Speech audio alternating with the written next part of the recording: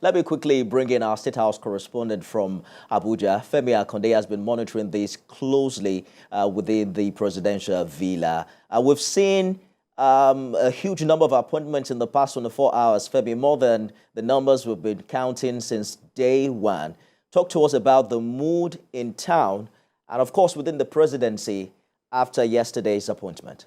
Well, Femi, within the presidency, nobody has come out to make any categorical statement about these appointments because this is the decision of the president and commander-in-chief of the armed forces. The buck stops on his table and he has taken his decision. So we don't expect to see people talking about it. We expect everyone to fall in line.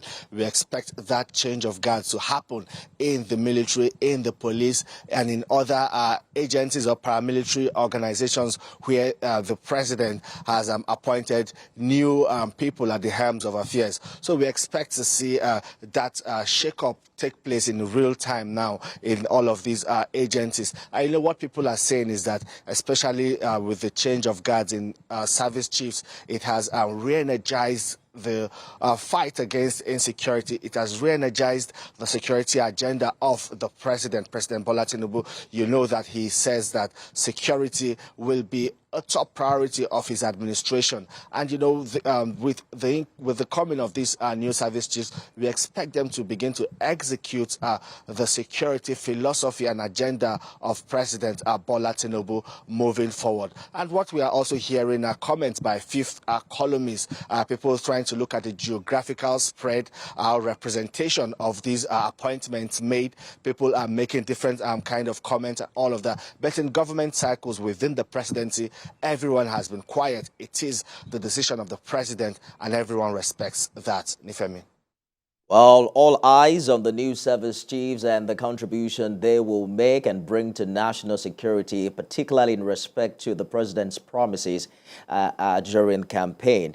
The president is now out of town. He's left the country for his very first official trip since May 29.